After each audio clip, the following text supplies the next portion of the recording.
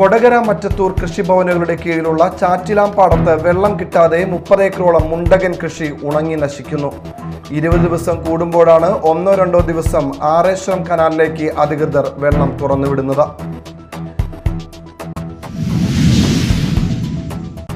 തന്ത്രി കണ്ഠര് രാജീവരുടെ അറസ്റ്റിനു പിന്നിൽ ഗൂഢാലോചനയെന്ന് അയ്യപ്പ സേവാ സംഘം ജനറൽ സെക്രട്ടറി ഡി വിജയകുമാർ. അതോടുകൂടി കേസ് അവസാനിപ്പിക്കാനാണോ ശ്രമമെന്ന് സംശയമുണ്ടെന്നും ഡി വിജയകുമാർ.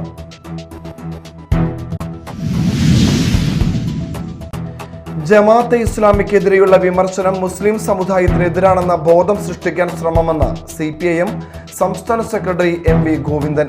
വർഗീയവാദികൾക്കെതിരെയുള്ള പോരാട്ടം ഇന്നത്തെ കാലത്ത് അനിവാര്യമാണെന്നും MV ഗോവിന്ദൻ.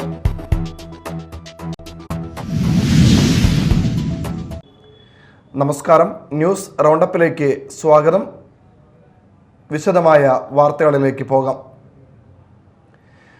കൊടകര മറ്റത്തൂർ കൃഷിഭവനുകളുടെ കീഴിലുള്ള ചാറ്റിലാംപാടത്ത് വെള്ളം കിട്ടാതെ 30 ഏക്കറോളം മുണ്ടകൻ കൃഷി ഉണങ്ങി നശിക്കുന്നു. ചാലക്കുടി ഇറിഗേഷൻ പദ്ധതിക്ക് കീഴിലെ വലതുകര കനാലിന്റെ ആറേശ്വരം ബ്രാഞ്ച് കനാൽ വഴിയെത്തുന്ന വെള്ളത്തെ ആശ്രയിച്ചാണ് ചാറ്റിലാംപാടത്തെ കൃഷി. 20 ദിവസം കൂടുമ്പോഴാണ് 1-2 ദിവസം ആറേശ്വരം കനാലിലേക്ക് അധികൃതർ വെള്ളം തുറന്നുവിടുന്നത്. ചാറ്റിലാംപാടത്തേക്ക് വെള്ളം ഒഴുകിയെത്തുമ്പോഴും കനാൽ അടയ്ക്കേണ്ട സമയമാകുന്നതാണ് ഇവിടുത്തെ പ്രശ്നം. ഇക്കുറി കൃഷി ഇറക്കിയ ശേഷം വേണ്ടത്ര അളവിൽ ചാറ്റിലാംപാടത്തേക്ക് വെള്ളം എത്തിയിട്ടില്ലെന്ന് കർഷകർ പറഞ്ഞു. കതിര് വന്നു തുടങ്ങിയ നെൽച്ചെടികളാണ് ഇപ്പോൾ വെള്ളമില്ലാതെ ഉണങ്ങി തുടങ്ങിയിട്ടുള്ളത്. ജലസേചനത്തിന്റെ കുറവ് മൂലം നെൽച്ചെടികൾക്ക് വളർച്ച കുറവാണ്. അതിനാൽ വൈക്കോൽ ഒട്ടും തന്നെ ലഭിക്കാനും സാധ്യതയില്ല. 2 ആഴ്ചത്തേക്ക് കനാൽ വെള്ളം ലഭിച്ചാൽ കതിര് വന്ന നെൽച്ചെടികളെ ഉണക്കു ഭീഷണിയിൽ നിന്ന് രക്ഷിക്കാനാവുമെന്ന് ചാറ്റിലാംപാടത്ത് കർഷകനും മുൻ പഞ്ചായത്ത് അംഗവുമായ VK സുബ്രഹ്മണ്യൻ പറയുന്നു. മുൻകൂട്ടി പറയായിരുന്നെങ്കിൽ ഞങ്ങൾ പണിയിലായിരുന്നു. ഇതിപ്പോൾ ഞങ്ങൾ കൃഷി ഇറക്കി കഴിഞ്ഞു. അപ്പോൾ അതുകൊണ്ട് അത് ഉണങ്ങിപ്പോകാത്ത രീതിയോടെ ഞങ്ങൾക്ക് അത് കൊയ്തെടുക്കാനുള്ള ഒരു അവസ്ഥയ്ക്ക് വെള്ളം ലഭ്യമാക്കുന്ന രീതിയിലുള്ള നിലപാടെടുക്കണം എന്ന് പ്രത്യേകം കാല് പിടിച്ച് പറയുന്നവർ പറഞ്ഞിട്ടുള്ളതാണ്. അവർ അതൊന്നും ഉൾക്കൊണ്ടില്ല. എന്തായാലും 100 ചിലാനപ്പറയ്ക്ക് നിലം ഈ ഭാഗത്ത് ഇത്തരത്തിൽ ഉണങ്ങിയടിച്ച് കിടക്കുകയാണ്. ഇതിന് ചെറുതായ സംഖ്യയൊന്നും പറയാൻ പറ്റില്ല കൃത്യമായിട്ട്. കാരണം ഉഴവ് കഴിഞ്ഞു, വിത്ത് വാങ്ങി, പിന്നെ ഒരു വളം ചെയ്തു. 2ാം വളം ചെയ്യാനായിട്ട് വെള്ളമില്ലാത്തതുകൊണ്ട് സാധിച്ചിട്ടില്ല. ഇനിയിപ്പോൾ ശരിക്കും പറഞ്ഞാൽ കതിർ വരുന്ന ടൈം ആയിട്ടുണ്ട്. കതിർ വരില്ലേ നിലയ്ക്ക് ഉണങ്ങിക്കഴിഞ്ഞ് നിൽക്കുകയല്ലേ. അപ്പോൾ ഇത് സർക്കാരിനെ ബോധിപ്പിക്കാത്തതുകൊണ്ടുള്ള അപകടമല്ല, അവർക്ക് ഇതിനെപ്പറ്റിയുള്ളൊരു താല്പര്യം കാണിക്കാത്തൊരു വ്യവസ്ഥ.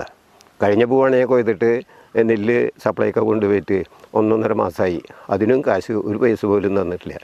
കൃഷി ഇറക്കുന്നതിന് മുമ്പ് തന്നെ വെള്ളത്തിന്റെ ലഭ്യത ഉറപ്പുവരുത്തണമെന്ന് ഇറിഗേഷൻ അധികൃതരോട് ആവശ്യപ്പെട്ടിരുന്നതായി കർഷകർ പറയുന്നു. എന്നാൽ കർഷകരുടെ ആവശ്യം വേണ്ട രീതിയിൽ അധികൃതർ പരിഗണിച്ചില്ലെന്ന പരാതിയാണ് കർഷകർക്കുള്ളത്. നെൽച്ചെടികളിൽ കതിര് വന്നു തുടങ്ങുന്ന സമയത്ത് വെള്ളം ലഭിക്കാതായതോടെ നെൽച്ചെടികൾ ഉണക്കു ബാധിച്ച നിലയിലാണ്. നെൽക്കണ്ടങ്ങൾ വിണ്ടുകീറിയ നിലയിലാണ്. വെള്ളം ലഭ്യമാക്കാനാവില്ലെന്ന് അധികൃതർ മുൻകൂട്ടി അറിയിച്ചിരുന്നെങ്കിൽ ഇക്കുറി മുണ്ടകൻ വിള ഇറക്കില്ലായിരുന്നു എന്നാണ് കർഷകർ പറയുന്നത്. നിലമൊരുക്കാനും വിതയ്ക്കാനും മറ്റുമായി നല്ലൊരു തുകയാണ് ഈ പാടശേഖര സമിതിക്കു കീഴിലെ കർഷകർ ചെലവഴിച്ചിട്ടുള്ളത്. 2 ദിവസത്തിനകം വെള്ളം കിട്ടിയിട്ടില്ലെങ്കിൽ കൃഷി പൂർണ്ണമായും കരിഞ്ഞുണങ്ങുമെന്ന ആശങ്കയിലാണ് കർഷകർ. Media time, Kodakara. തന്ത്രി കണ്ഠര് രാജീവരുടെ അറസ്റ്റിനു പിന്നിൽ ഗൂഢാലോചനയെന്ന് അയ്യപ്പ സേവാ സംഘം ജനറൽ സെക്രട്ടറി ഡി വിജയകുമാർ. തന്ത്രിയെ കേസിൽ പെടുത്തിയിരിക്കാനാണ് സാധ്യത. അതോടുകൂടി കേസ് അവസാനിപ്പിക്കാനാണോ ശ്രമമെന്ന് സംശയമുണ്ടെന്നും ഡി വിജയകുമാർ പറഞ്ഞു. SITയുടെ അന്വേഷണം കോടതി മോണിറ്റേർഡാണ്. ഹൈക്കോടതി മോണിറ്റർ ചെയ്യുന്ന ഒരു അന്വേഷണമാണ്, വിശ്വാസമുണ്ട്. പക്ഷേ അവരെ പോലും സ്വാധീനിക്കാനുള്ള ശ്രമം നടക്കുന്നു എന്നുള്ളത് വ്യാപകമായി ഇന്ന് ചർച്ചപ്പെടുത്തി. രാജീവര് തന്ത്രിയുടെ ഇന്നത്തെ അവസ്ഥ തീർച്ചയായിട്ടും അദ്ദേഹത്തെ പെടുത്തതായിരിക്കാനാണ് സാധ്യത. അതോടുകൂടി ഇത് അവസാനിപ്പിക്കാനാണോ എന്നുള്ള സംശയം പോലും എന്നെ പോലുള്ള ഈ അയ്യപ്പ ഭക്തരായ ആളുകൾക്ക് ഉണ്ടായിട്ടിരിക്കുന്ന ഒരു സാഹചര്യമാണ്. ജമാഅത്തെ ഇസ്ലാമിക്കെതിരെയുള്ള വിമർശനം മുസ്ലിം സമുദായത്തിനെതിരാണെന്ന ബോധം സൃഷ്ടിക്കാൻ ശ്രമമെന്ന് CPIM സംസ്ഥാന സെക്രട്ടറി MV ഗോവിന്ദൻ. മതവിശ്വാസവും വർഗീയതയും രണ്ടും രണ്ടാണ്. വർഗീയവാദികൾ വിശ്വാസികളല്ല. വർഗീയവാദികൾക്കെതിരെയുള്ള പോരാട്ടം ഇന്നത്തെ കാലത്ത് അനിവാര്യമാണെന്നും MV ഗോവിന്ദൻ പറഞ്ഞു. ഈ വർഗീയ ധ്രുവീകരണ കാലഘട്ടത്തിൽ വർഗീയ നയങ്ങളെ തുറന്നു കാണിക്കുമ്പോൾ നമ്മുടെ മാധ്യമങ്ങൾ ഉൾപ്പെടെയുള്ള ബൂർഷ്വാ രാഷ്ട്രീയ പാർട്ടികൾ മതത്തിനെതിരായ വിമർശനം എന്ന നിലയിലാണ് സമീപിക്കുന്നത്. അതായത് മതരാഷ്ട്രവാദികളും മതരാഷ്ട്ര നിലപാടുകളെ എതിർക്കുന്ന മതനിരപേക്ഷവാദികളും വേർതിരിവില്ലാത്ത രീതിയിൽ നിലപാട് സ്വീകരിക്കുന്ന സമീപനം മാധ്യമങ്ങളും അതുപോലെ ബൂർഷ്വാ രാഷ്ട്രീയ പാർട്ടികളും എടുത്തുകൊണ്ടിരിക്കുകയാണ്. മതവർഗീയവാദികൾ അവർക്കെതിരായിട്ട് വരുന്ന വിമർശനങ്ങളെ മതവിമർശനം എന്ന നിലയിലാണ് അവതരിപ്പിക്കുന്നത്. അത് രണ്ടും രണ്ടാണ് എന്ന് അറിയാതുകൊണ്ടല്ല, അറിഞ്ഞുകൊണ്ട് തന്നെ പ്രചരിപ്പിക്കുകയാണ്. RSSനെതിരായിട്ടുള്ള വിമർശനം ഹിന്ദു മതത്തിനെതിരായിട്ടുള്ള വിമർശനമാണെന്ന് സ്ഥാപിക്കാനാണ് പൊതുവെ RSSും RSസിനു വേണ്ടി പ്രവർത്തിക്കുന്ന മാധ്യമ ശൃംഖലകളും ശ്രമിക്കുന്നത്. ജമാഅത്തെ ഇസ്ലാമിയും അതുപോലെ തന്നെ ലീഗ് ഉൾപ്പെടെയുള്ള വിഭാഗങ്ങൾക്ക് നേരെ നടത്തുന്ന വിമർശനം മുസ്ലിം സമുദായത്തിനെതിരായിട്ടുള്ള വിമർശനമാണെന്ന തരത്തിലാണ് പൊതുബോധം സൃഷ്ടിക്കാൻ വേണ്ടി മാധ്യമങ്ങളും ബൂർഷ്വാ പാർട്ടികളും ശ്രമിക്കുന്നത്.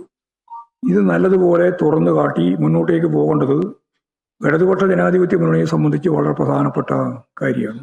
മതവിശ്വാസവും വർഗീയതയും രണ്ടാണ് എന്ന യാഥാർത്ഥ്യം നല്ലതുപോലെ മുന്നോട്ടേക്ക് വെക്കാൻ നമുക്ക് സാധിക്കും. തൃശൂരിലെ കേരള സ്കൂൾ കലോത്സവ വേദിക്ക് താമരയുടെ പേര് നൽകാൻ സർക്കാർ തീരുമാനിച്ചത് സ്വാഗതാർഹമെന്ന് BJP എറണാകുളം മേഖലാ പ്രസിഡന്റ് A. നാഗേഷ്. തീരുമാനം നേരത്തെ എടുത്തിരുന്നെങ്കിൽ വിവാദങ്ങൾ ഒഴിവാക്കാമായിരുന്നുവെന്നും നാഗേഷ് പറഞ്ഞു. തൃശൂരിലെ കേരള കലോത്സവ വേദികൾക്ക് താമരയുടെ പേരൊഴിവാക്കിയ സർക്കാർ നടപടി പിൻവലിച്ച് താമരയുടെ പേര് ഉൾപ്പെടുത്താനുള്ള തീരുമാനത്തെ ഭാരതീയ ജനതാ പാർട്ടി സ്വാഗതം ചെയ്യുന്നു. ഭാരതീയ ജനതാ പാർട്ടിയുടെ ചിഹ്നത്തിന്റെ പേരിൽ ദേശീയ പുഷ്പത്തെ ഒഴിവാക്കിയ നടപടി ഇന്നലെ വൈകുന്നേരം വിദ്യാഭ്യാസ മന്ത്രി നേരിട്ട് വിളിക്കുകയും ഭാരതീയ ജനതാ പാർട്ടി ഇതിനെ അംഗീകരിക്കില്ല എന്ന് സൂചിപ്പിച്ച സമയത്ത് ആ നടപടി പുനഃപരിശോധിക്കാനും താമരയുടെ പേര് ഉൾപ്പെടുത്താനും തയ്യാറാകുമെന്ന് അദ്ദേഹം ഇന്നലെ സൂചിപ്പിച്ചു. എന്തായാലും കേരള കലോത്സവം നല്ല രീതിയിൽ നടക്കാൻ വിദ്യാഭ്യാസ മന്ത്രി നടത്തിയ ഈ നീക്കത്തെ ഭാരതീയ ജനതാ പാർട്ടി സ്വാഗതം ചെയ്യുന്നു. കഴക്കൂട്ടംകാരോട് ദേശീയപാതയിലെ 2 ഇടങ്ങളിൽ നിന്നായി കാറുകളിൽ കടത്തിയ 50 കിലോയോളം തൂക്കം വരുന്ന കഞ്ചാവുമായി 4 പേരെ സിറ്റി ഡാൻസ് ഓഫ് സംഘം പിടികൂടി. കാറുകളുടെ ഡിക്കിയിലും സീറ്റിനടിയിലും ഒളിപ്പിച്ച നിലയിലാണ് കഞ്ചാവ് നിറച്ച പ്ലാസ്റ്റിക് കവറുകൾ നിരത്തിയിരുന്നതെന്ന് ഡാൻസ് ഓഫ് സംഘം പറഞ്ഞു. ഇവരുടെ കാറുകളും പിടിച്ചെടുത്തിട്ടുണ്ട്. ആന്ധ്രാപ്രദേശിൽ നിന്ന് കഞ്ചാവ് വാങ്ങി തമിഴ്നാട് വഴി തിരുവനന്തപുരം നഗരത്തിലേക്ക് കടത്താൻ ശ്രമിച്ച അട്ടക്കുളങ്ങര കരിമടം 29 നമ്പർ ഫ്ളാറ്റിലെ മുഹമ്മദ് അസറുദ്ദീൻ, സുഹൃത്ത് കാറോടിച്ചിരുന്ന പൂജപ്പുര ചാടിയറ സ്വദേശി പ്രത്യുഷ് എന്നിവരിൽ നിന്നാണ് പ്ലാസ്റ്റിക് കവറുകളിൽ സൂക്ഷിച്ചിരുന്ന 45 കിലോഗ്രാം കഞ്ചാവ് പിടികൂടിയത്. മറ്റൊരു കാറിൽ സഞ്ചരിച്ചിരുന്ന തമിഴ്നാട് തക്കല സ്വദേശി മുജീബ്, സുഹൃത്ത് വട്ടിയൂർക്കാവ് സ്വദേശി ബിജുകുമാർ എന്നിവരിൽ നിന്നും 4.5 കിലോയോളം കഞ്ചാവും പിടികൂടി. കാറുകളുടെ ഡിക്കിയിലും സീറ്റിനടിയിലും ഒളിപ്പിച്ച നിലയിലാണ് കഞ്ചാവ് നിറച്ച പ്ലാസ്റ്റിക് കവറുകൾ നിരത്തിയിരുന്നതെന്ന് ഡാൻസ് ഓഫ് സംഘം പറഞ്ഞു. തമിഴ്നാട്ടിൽ നിന്ന് ദേശീയപാത വഴി കഞ്ചാവ് കടത്തുന്നുവെന്ന രഹസ്യ വിവരത്തെ തുടർന്ന് നടത്തിയ അന്വേഷണത്തിലാണ് 2 സംഭവങ്ങളിലായി 4 പേരും പിടിയിലാകുന്നത്. ഇവരുടെ കാറുകളും പിടിച്ചെടുത്തിട്ടുണ്ട്. സംഘങ്ങൾ കഞ്ചാവുമായി എത്തുന്ന വിവരമറിഞ്ഞ് ഡാൻസ് ഓഫ് 3 ദിവസമായി കഴക്കൂട്ടം കാരോട് ദേശീയപാതയിൽ നിരീക്ഷണം നടത്തുന്നുണ്ടായിരുന്നു. തുടർന്നാണ് സംഘത്തെ പിടികൂടിയത്. പൈറുമൂട് ഭാഗത്തു നിന്നും പിടികൂടിയവരെ വിഴിഞ്ഞം പോലീസിനും പരുത്തിക്കുഴി ഭാഗത്തു നിന്ന് പിടികൂടിയവരെ പൂന്തുറ പോലീസിനും കൈമാറി. Media time, Kochi. ചരിത്രത്തിൽ ആദ്യമായി 10ാം ക്ലാസ് തുല്യതാ പരീക്ഷ വീട്ടിലിരുന്ന് എഴുതാൻ പൊതുവിദ്യാഭ്യാസ വകുപ്പ് അനുമതി നൽകിയ തൃശൂർ തളിക്കുളം സ്വദേശി അനീഷ അഷറഫിന് മികച്ച വിജയം. മസ്കുലാർ ഡിസ്ട്രോഫി എന്ന അപൂർവ ജനിതക രോഗമുള്ള അനീഷ തന്റെ പരിമിതികളോട് പടപൊരുതിയാണ് മികച്ച വിജയം നേടിയത്. ഫിസിക്സ്, കെമിസ്ട്രി, ബയോളജി, IT എന്നീ വിഷയങ്ങളിൽ A+ഉം മലയാളം, ഇംഗ്ലീഷ്, സോഷ്യൽ സയൻസ് എന്നീ വിഷയങ്ങളിൽ A ഗ്രേഡും ഹിന്ദി, മാത്തമാറ്റിക്സ് വിഷയങ്ങളിൽ B+ഉമാണ് അനീഷ നേടിയത്. അസുഖം മൂലം നടക്കുന്നതിനോ അധിക നേരം ഇരിക്കാനോ കഴിയില്ല. അല്പനേരം പേന പിടിച്ചാൽ തന്നെ കൈ വേദനിച്ചു തുടങ്ങും. ഇത്തരമൊരു സാഹചര്യത്തിലാണ് വീട്ടിലിരുന്ന് പരീക്ഷ എഴുതുന്നതിന് അനീഷ അനുമതി തേടിയത്. 10ാം ക്ലാസ് പരീക്ഷ ആയതിനാൽ ഇതുവരെ ആർക്കും വീട്ടിലിരുന്ന് എഴുതുവാൻ അനുമതി നൽകിയിട്ടില്ല. എന്നാൽ അനീഷയുടെ പ്രത്യേക അവസ്ഥ പരിഗണിച്ച് വിദ്യാഭ്യാസ വകുപ്പ് മന്ത്രി V. ശിവൻകുട്ടി അടക്കം ഇടപെട്ടതിനെ തുടർന്നാണ് വീട്ടിലിരുന്ന് എഴുതുവാൻ പരീക്ഷാഭവൻ അനുവദിച്ചത്. തന്റെ ബുദ്ധിമുട്ടുകൾ മനസ്സിലാക്കി തന്നെ ചേർത്ത് പിടിച്ച സർക്കാരിനോടും മുഖ്യമന്ത്രിയോടും വിദ്യാഭ്യാസ മന്ത്രിയോടും ഉൾപ്പെടെ എല്ലാവരോടും കടപ്പെട്ടിരിക്കുന്നുവെന്ന് അനീഷ പറഞ്ഞു. 10ാം തരം തുല്യതാ പരീക്ഷ അത്യാവശ്യം നല്ല മാർക്കോടെ തന്നെ ഞാൻ പാസ്സായിട്ടുണ്ട്. എന്നെ വിജയത്തിലേക്ക് പ്രാപ്തമാക്കിയ മൈൻഡ് ട്രസ്റ്റിലെ പ്രേരണ പ്രോജക്റ്റിലെ എൻ്റെ ടീച്ചർമാർക്കും മറ്റ് അധ്യാപകർക്കും വീട്ടിൽ നിന്ന് പരീക്ഷ എഴുതാൻ അവസരമൊരുക്കി തന്ന അതിന് കാരണക്കാരായ ഓരോരുത്തർക്കും ഞാൻ ഈ വിജയം സമർപ്പിക്കുകയാണ്. ഈ ഒരു അസുഖം വെച്ച് മരുന്നൊന്നുമില്ലാതെ എത്ര നാൾ മുന്നോട്ട് പോകുന്ന അറിയില്ല. നമുക്ക് ചെയ്യാൻ കഴിവുള്ളപ്പോഴാണല്ലോ അവസരങ്ങൾ തരേണ്ടത്. അപ്പോൾ അത് മനസ്സിലാക്കി എന്നെ ചേർത്ത് പിടിച്ച ഈ ഗവൺമെന്റിനോടും ബഹുമാനപ്പെട്ട മുഖ്യമന്ത്രി, ബഹുമാനപ്പെട്ട വിദ്യാഭ്യാസ വകുപ്പ് മന്ത്രി, സാമൂഹ്യനീതി വകുപ്പ്, സാക്ഷരതാ മിഷൻ, പരീക്ഷാ ഭവൻ, വിദ്യാഭ്യാസ വകുപ്പ്, CM ടീം, അങ്ങനെ എല്ലാവരോടും ഒരിക്കൽ കൂടി ഞാൻ ഏറെ കടപ്പെട്ടിരിക്കുകയാണ്. തളിക്കുളം സ്വദേശികളായ പണിക്ക വീട്ടിൽ അഷ്റഫ് ഫാത്തിമ ദമ്പതികളുടെ മകളാണ് അനീഷ. 2023 സംസ്ഥാന ഭിന്നശേഷി അവാർഡ് ലഭിച്ച അനീഷയ്ക്ക് എഴുത്തിലും സാഹിത്യത്തിലുമാണ് പ്രിയം. സ്വന്തമായ രചനകൾ ഡിസൈൻ ചെയ്ത് പോസ്റ്ററുകളും ബുക്ക്മാർക്കും ഉണ്ടാക്കും. കഥാരചനയിലും കവിതാരചനയിലും ഒട്ടേറെ സമ്മാനങ്ങളും നേടിയിട്ടുണ്ട്. വാർത്തകൾ ഒറ്റനോട്ടത്തിൽ.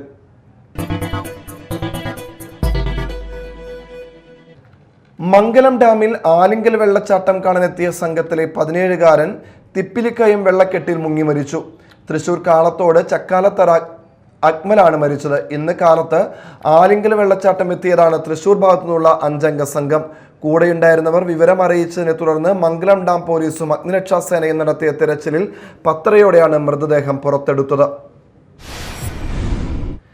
തളിക്കുളം ഗ്രാമപഞ്ചായത്ത് അംഗം മരിച്ച നിലയിൽ. തളിക്കുളം 13-ാം വാർഡ് അംഗം കൃഷ്ണഘോഷാണ് മരിച്ചത്.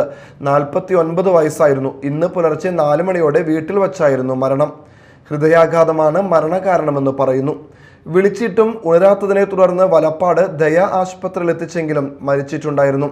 CPM അംഗമായ ഇദ്ദേഹം തളിക്കുളം എരണേഴത്ത് വാസുദേവന്റെ മകനാണ്.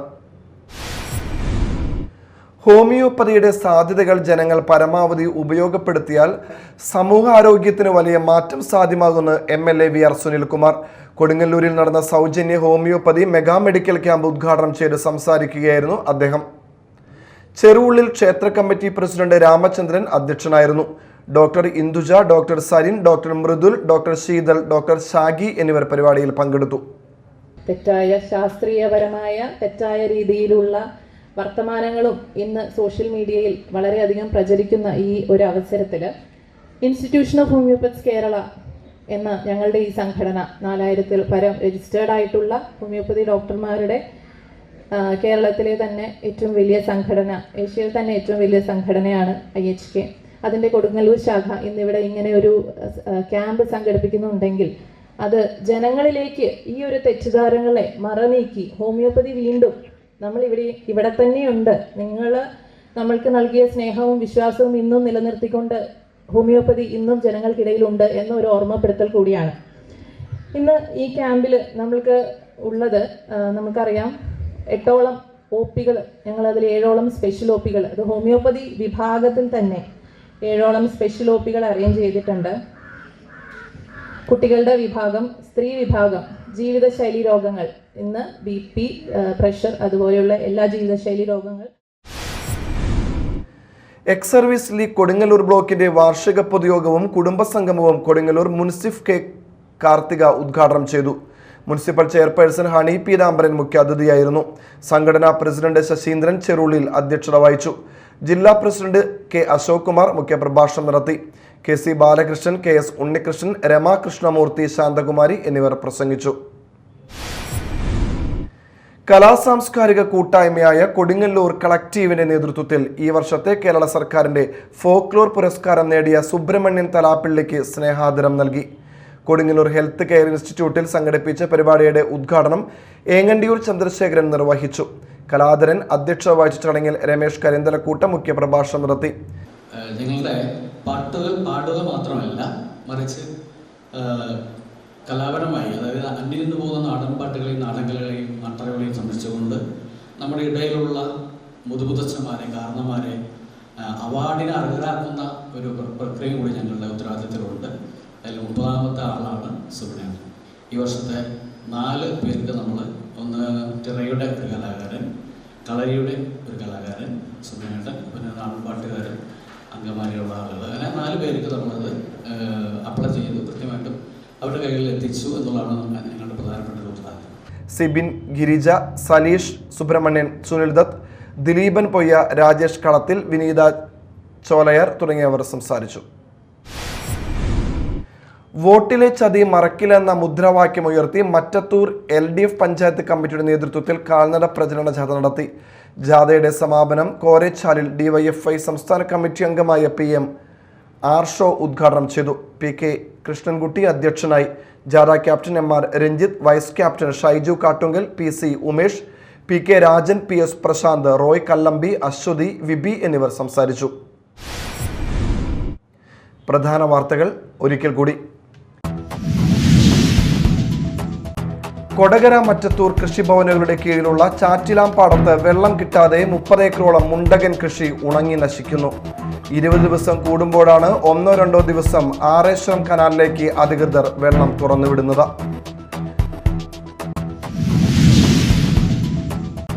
തന്ത്രി കണ്ഠര് രാജീവരുടെ അറസ്റ്റിനു പിന്നിൽ ഗൂഢാലോചനയെന്ന് അയ്യപ്പ സേവാ സംഘം ജനറൽ സെക്രട്ടറി D. വിജയകുമാർ. അതോടുകൂടി കേസ് അവസാനിപ്പിക്കാനാണോ ശ്രമമെന്ന് സംശയമുണ്ടെന്നും D. വിജയകുമാർ.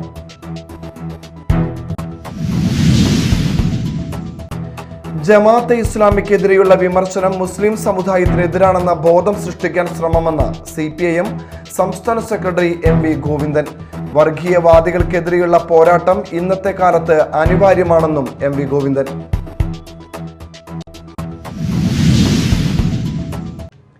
ഇതോടെ ന്യൂസ് റൗണ്ട് അപ്പ് സമാപിച്ചു. നമസ്കാരം.